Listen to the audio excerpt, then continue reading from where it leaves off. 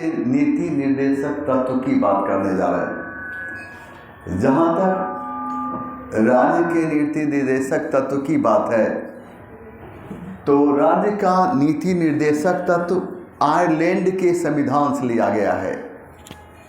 राज्य के नीति निर्देशक तत्व का उल्लेख भारतीय संविधान के भाग 4 में मिलता है, तो वहीं इसका उल्लेख भारतीय संविधान के अनुच्छेद 36 से लेकर 51 तक में किया गया है।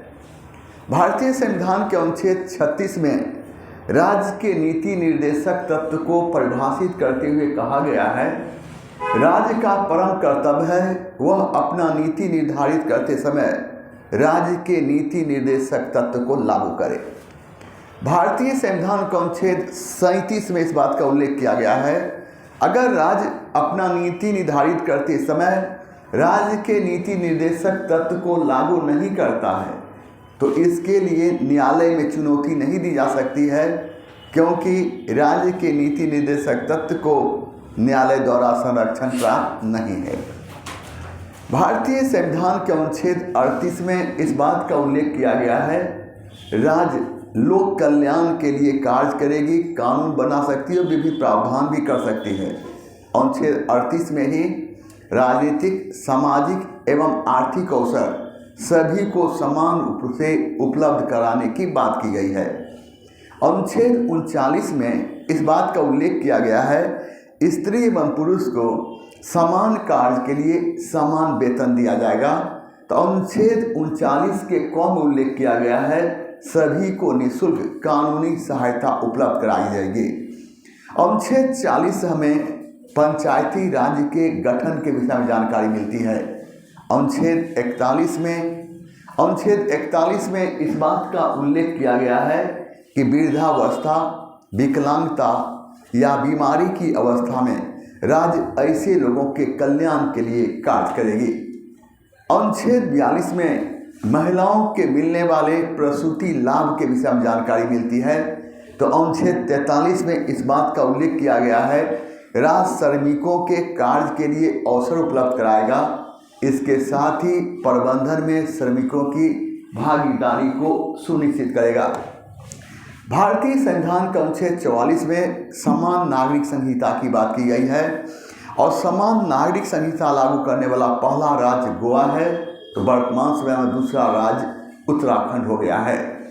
भारतीय संविधान के अनुच्छेद 45 में इस बात का उल्लेख किया गया है, 6 से 14 वर्ष के बच्चे को निःशुल्क एवं अनिवार्य शिक्षा दी जाएगी। अनुच्छेद 46 इस बात का उल्लेख किया गया है, अनुसूचित जाति, अनुसूचित जनजाति एवं कमजोर वर्ग के लोगों के आर्थिक एवं शैक्षणिक हितों की रक्षा राज्य करेगी। इतना ही नहीं, भारतीय संविधान के अनुच्छेद 47 में लोगों के जीवन स्तर को ऊंचा उठाने की बात की गई है और इस प्रकार राज्य का कर्तव्य है कि लोगों की स्वास्थ्य की रक्षा करे और इसी अनुच्छेद के तहत राज्य सरकार मद्य निषेध कानून को भी लागू करता। अनुच्छेद की बात करते हैं, अनुच्छेद 48 में कृषि एवं पशुपालन की बात की गई है। तो अनुच्छेद 48 के क में वन एवं पर्यावरण की रक्षा की बात की गई है। अनुच्छेद 49 में इस बात का उल्लेख किया गया है कि ऐतिहासिक महत्व की इमारतों की रक्षा की जाएगी। इसी अनुच्छेद के तहत पुरातत्व विभाग की स्थापना की गई है। अनुच्छेद 50 में कार्यपालिका को न्यायपालिका से पृथक करने की बात की गई है। तो अनुच्छेद 51 में अंतर्राष्ट्रीय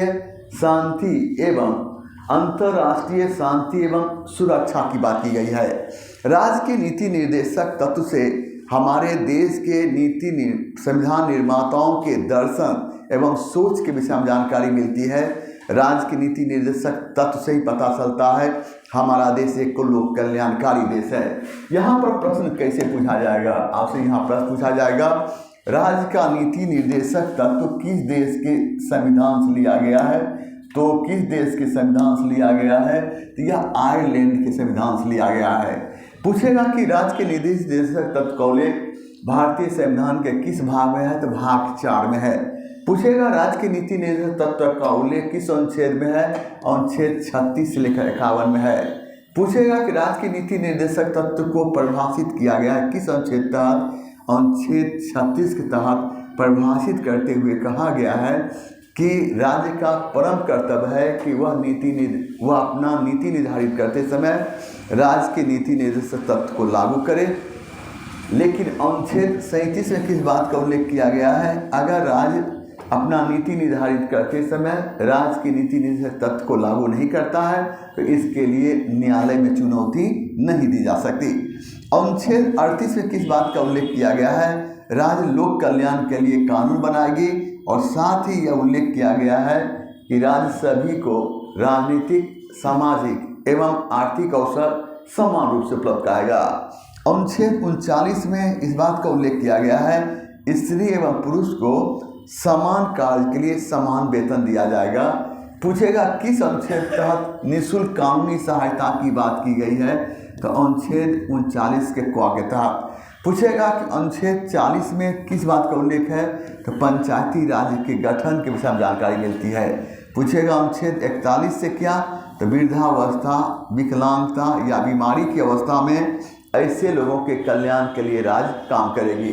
पूछेगा अनुच्छेद 42 में किसका उल्लेख है? तो महिला को मिलने वाली प्रसूति लाभ के विषय में उल्लेख है।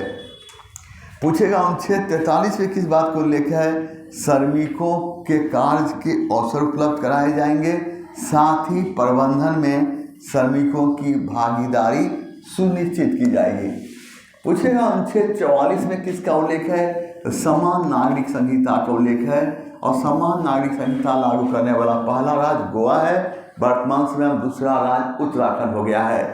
अनुच्छेद 45 में इस बात का उल्लेख किया गया है 6 से 14 वर्ष के बच्चे को निःशुल्क एवं अनिवार्य शिक्षा उपलब्ध कराई जाएगी। अनुच्छेद 46 में किस बात का उल्लेख है? तो अनुच्छेद इसमें इस बात का उल्लेख किया गया है अनुसूचित जाति, अनुसूचित जनजाति एवं कमजोर वर्ग के लोगों की रक्षा हेतु आर्थिक एवं शैक्षणिक अवसर उपलब्ध कराए जाएंगे। अनुच्छेद 47 में किस बात का उल्लेख किया गया है? तो इसमें उल्लेख किया गया है कि राज्य लोगों के जीवन स्तर को ऊंचा उठाएगा, स्वास्थ्य की रक्षा करेगा और इसी कानून के तहत राज्य सरकार को मद्यपान निषेध कानून बनाने का अधिकार है। पूछेगा अनुच्छेद 48 में किस बात का उल्लेख है? तो कृषि एवं पशुपालन के विषय में जानकारी मिलती है। अनुच्छेद 48 के क से वन एवं पर्यावरण की रक्षा की बात की गई है। अनुच्छेद 49 में किस बात का उल्लेख है? ऐतिहासिक महत्व की इमारतों की रक्षा की बात की गई है। इसी अनुच्छेद के तहत पुरातत्व विभाग की स्थापना की गई। अनुच्छेद 50 में किसका उल्लेख है?